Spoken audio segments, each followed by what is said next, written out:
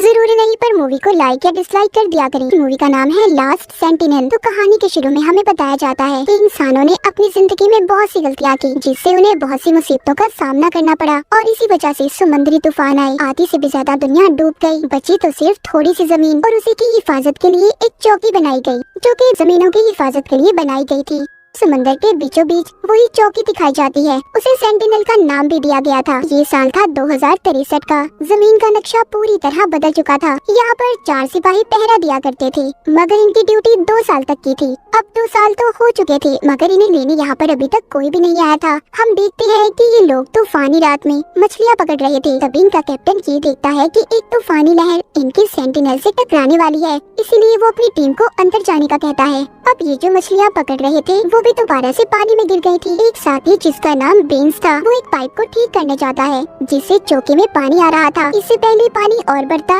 इसने पाइप को ठीक कर दिया था। दरअसल इस चौकी को ऐसे बनाया गया था कि ऊंची लहर से भी इसका कोई नुकसान न हो। ये पानी की लहरों के साथ ही अपने आप को एडजस्ट कर लेती थी। अब सुबह हो गई थी। यहीं पर इनका एक और साथी सेलिवियन बहुत दुखी था कि वो लोग उस तूफान की वजह से मछलियाँ नहीं पकड़ पाए, क्योंकि मछलियाँ पकड़ने का मौका इन्हें महीने में सिर्फ एक बार ही मिलता था। बेंस जो कि सेलिवियन पर बहुत नाराज था, वो कहता है कि तुम्हारा काम हमें अच्छे खाने खिलाने का है और तुमने कल रात मछलियाँ क्यों नहीं पकड़ी। मेरा काम इस सेंटिनल की हर चीज को अच्छे से रिपेयर करने का है, जो मैं करता हूँ और मैं अपनी ड्यूटी अच्छे से निभा रहा हूँ। यहीं पर कैप्टन सबको चुप होने का कहते हैं। दरअसल ये लोग अब अपने घर जाना चाहते थे। ये यहाँ पर रहकर तंग आ गए थे। जो टीम इनकी जमीन से इनको यहाँ पर लेने आने वाली थी, वो अभी तक नहीं आई थी। सेलिवियन जो कि हर दिन एक रिकॉर्ड बनाता था, वो ऐसा जब से कर रहा था जब से वो यहाँ पर आया था। वो ये सारा रिकॉर्ड बनाकर अपनी बेस को भेजा करता था। कैप्टन जो कि सेंटिनल की छत पर घूम रहे थे, वहाँ पर वो एक इशारे को देखते हैं जो कि सेलिवियन ने बनाया था, ताकि अगर कोई यहाँ पर आए तो वो उनकी मदद से इन तक पहुँच जाए। मगर कैप्टन को ये बात पसंद नहीं आती।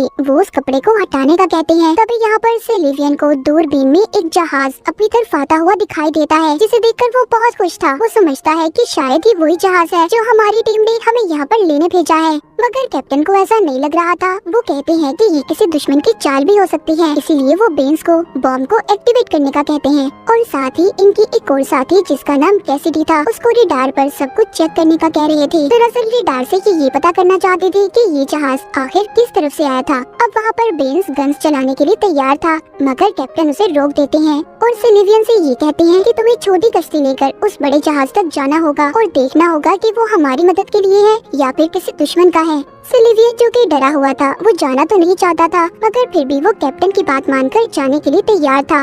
इसीलिए अब वो कश्ती लेकर उस जहाज पर चला जाता है। कैप्टन उससे बार बार राब्ता करने की कोशिश कर रहे थे, मगर वो अपने सिस्टम को बंद कर देता है, क्योंकि उसे शक था कि अगर जहाज में कोई हुआ तो वो उसे सुनकर पकड़ लेगा। उधर कैप्टन को ये लग रहा था कि सेलिवियन को दुश्मन ने मार दिया, इसीलिए वो कंट्रोल रूम में जाते ही बॉम्ब को कैसिडी को एक्टिवेट करने का कहते हैं। बॉम्ब को एक्टिवेट करने के लिए 2 चाबियों की जरूरत थी। वो ये सब कुछ करने से डर रही थी, मगर ये इनका फाइनल ऑर्डर था। उधर सेलिवियन जो कि उस जहाज की छानबीन कर रहा था, उसे वहाँ पर कोई भी नहीं मिलता, ना जिंदा इंसान और ना ही मुर्दा। वो ये सब देखकर मायूस हो गया था कि अब भी इनकी टीम में से इन्हें यहाँ पर लेने कोई नहीं आया। वो कभी भी अपने घर नहीं जा सकते। वो ये सोचकर वहीं पर बैठ जाता है, मगर इसी चक्कर में वो ये भूल गया था कि उसने कैप्टन को भी इस बारे में बताना था कि जहाज में कोई नहीं है। इसीलिए अब वो जल्दी से अपनी रेडियो को ऑन करता है और कैप्टन को बताता है कि यहाँ पर कोई नहीं है। तभी जल्दी से वो बॉम्ब को चलाने से रोक देते हैं और अब उसकी दोनों चाबियों को कैप्टन ने अपने पास रख लिया था। वो कैसिडी से कहते हैं कि तुम जल्दी फैसला नहीं ले सकती, इसीलिए तुम्हें इन चाबियों की जरूरत नहीं है।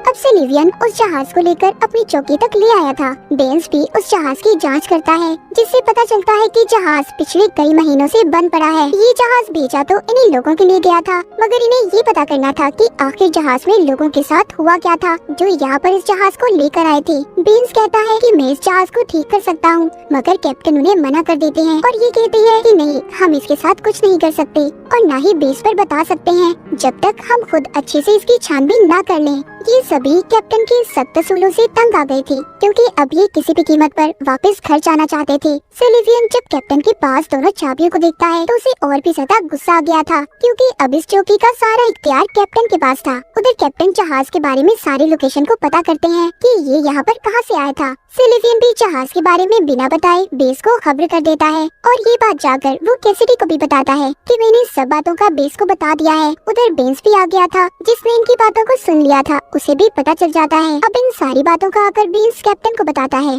तभी वही इन्फॉर्मेशन इन्हें वापस मिली थी जो कि कल रात बेंस ने बेस को भेजी थी। इसका मतलब 1 साल से इनका अपनी बेस से कोई राब्ता नहीं था। जो मैसेज इन्हें बार बार मिला करते थे वो इन्हीं के भेजे हुए मैसेज थे। इन सब बातों के बारे में जानकर अभी और ज्यादा मायूस हो गए थे। इनके पास अब कोई उम्मीद नहीं बची थी कि ये लोग वापस से अपने घर जा सकेंगे या नहीं। उसी रात बेंस छुपते हुए उस जहाज के अंदर जाकर इंजन को चेक करता है कि वो ठीक हो सकता है या नहीं। जब वो चेक करके वापस आता है तो सिल्वियन उसे देख लेता है और उससे पूछता है। बेंस जो कि उसे बताना तो नहीं चाहता था मगर फिर भी वो बता देता है कि हाँ मैं जहाज के इंजन को देखने गया था कि मैं उसे ठीक कर सकता हूँ या नहीं, तभी हम घर वापस जा सकते हैं, वरना कैप्टन हमें कभी भी वापस नहीं जाने देगा। अब ये बात जाकर सिल्वियन कैसिडी को बताता है। उसे भी ये बात अच्छी लगती है। वो कहता है ऐसा करके हम शायद यहाँ से निकल सकते हैं। मैं और बर्दाश्त नहीं कर सकता। वो इस बात को भी जानते थे कि कैप्टन कभी भी इन्हें इस बात की इजाजत नहीं देगा, इसलिए ये दोनों बिना बताए जहाज को ठीक करने चले गए थे। अब जब ये वापस आते हैं तो इन्हें कैप्टन ने देख लिया था। कैप्टन जब उन दोनों को देखते हैं तो ये कहते हैं नहीं, हम इसे ठीक नहीं करेंगे बल्कि इसके एक एक पुर्जे को खोलकर अपनी चौकी तक लेकर आएंगे।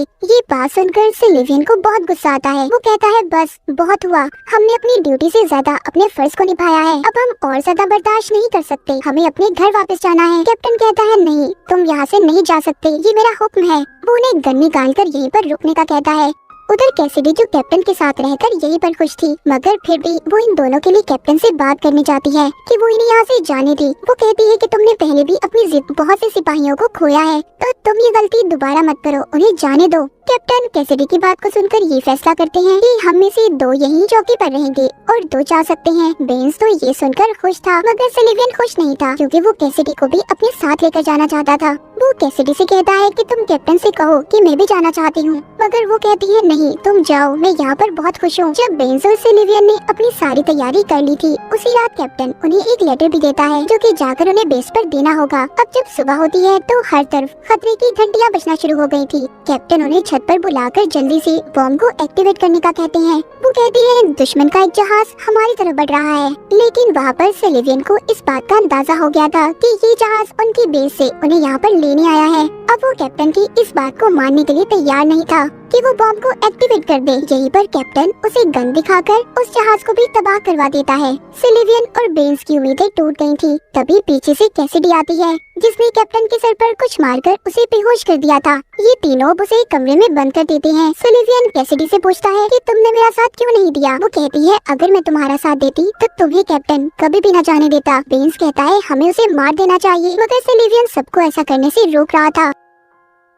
सिल्वियन कैप्टन से मिलने जाता है और उससे पूछता है जब हमारे दरमियान में ये बात तय हुई थी कि हम में से 2 लोग यहाँ पर रहेंगे और 2 वापस चले जाएंगे तो तुमने अपना इरादा क्यों बदला। वो कहता है ये जहाज हमें लेने 3 महीने पहले भी आया था मगर किसी ने रेडार से रास्ता बदल दिया। हम लोगों के बीच में कोई गद्दार छुपा हुआ है जो चाहता है कि वो यहीं पर रहकर हर चीज पर कब्जा कर ले और जो हमारी जमीन है उस पर बॉम्ब गिराकर उसे तबाह कर दे। सिल्वियन कहता है अच्छा अगर तुम सब बातों को जानते थे तो तुमने मुझे पहले क्यों नहीं बताया। इतना कहकर वो वहाँ से दोबारा से उसे बंद करके चला जाता है क्योंकि उसे कैप्टन की बातों पर यकीन नहीं था। जिसके बाद सिल्वियन अब सारा दिन बेस से मदद मंगवाने की कोशिश में लगा रहता है पर कोई फायदा नहीं था। यहीं पर कैसिडी उसे अपने बचपन की तस्वीर भी दिखाती है और ये बताती है कि जब दुनिया डूबी नहीं थी तो मैं अपनी फैमिली के साथ समुद्र पर आई थी लेकिन दुश्मनों ने मेरी सारी फैमिली को मार दिया और बस मैं अकेली बची हूँ। ये सुनकर सिल्वियन को बहुत दुख होता है। रात को कैसिडी जब अपनी ड्यूटी कर रही थी तो उसके पास बेंस आता है जो नशे में था। वो उसे बदतमीजी करने की कोशिश कर रहा था। कैसिडी खुद को छुड़वाकर सिल्वियन के पास जाती है। बाद में इन दोनों को पता चलता है दरअसल बेंस कैसिडी के पास बॉम्ब को एक्टिवेट करने की चाबी लेने आया था। बेंस रेडियो से बेस पर ये मैसेज भेज देता है जो काम वो करने आए थे वो पूरा हो चुका है, इसीलिए उन्हें वापस बुला लिया जाए। सिल्वियन और कैसिडी जल्दी से कंट्रोल रूम की तरफ बढ़ते हैं।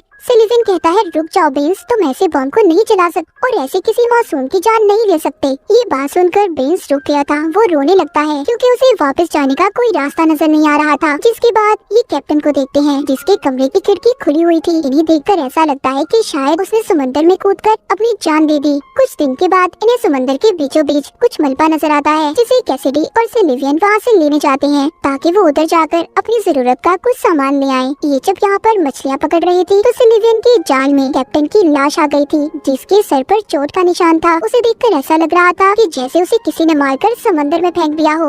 अब जब ये वापस आते हैं तो सिलिवियन को बेन्स पर शक हो रहा था, इसीलिए जब कैसिडी दोबारा से बेन्स के साथ समंदर में जाने वाली थी तो वो कैसिडी को एक गन देता है ताकि वो अपना ख्याल रख सके। उनके जाने के बाद वो कंट्रोल रूम में जाकर सारी फाइल्स को चेक करने लगता है, जिससे उसे बेन्स की फाइल से ये पता चलता है कि वो दिमागी तौर पर बीमार था, मगर वो एक अच्छा इंजीनियर था, इसीलिए उसे यहाँ काम पर रखा गया। सिलिवियन को कैप्टन की सभी बातें सच नजर आ रही थी। उधर हम कैसिडी और बेन्स को देखते हैं, जो दोनों एक दूसरे को देख रहे थे, और यहाँ पर हमें पता चलता है कि कैसिडी ही वो जासूस थी जिसने 3 महीने पहले आए जहाज में लोगों को गन से मारा था। वो बेन्स को भी मार देती है और रोते हुए अब सिलिवियन के पास आ गई थी। चौकी पर सिर्फ 2 ही लोग बचे थे। अब वो अगले दिन कैसिडी के पास जाकर बॉम्ब को एक्टिवेट करने का कहता है, ये कहकर कि उनके दरमियान में एक दुश्मन है। कैसिडी समझ गई थी कि सिलिवियन को उसकी सच्चाई पता चल गई है, जिस पर वो ये कहती है, हाँ ये सब कुछ मैंने किया है, पर अपने लोगों की जान बचाने के लिए। हम चाहते थे कि हम इस चौकी पर कब्जा कर लें। सिलिवियन अब उसकी कोई बात नहीं सुनता और बॉम्ब को एक्टिवेट कर देता है। तभी कंप्यूटर स्क्रीन पर ये आता है कि आप इस बॉम्ब को एक्टिवेट नहीं कर सकते।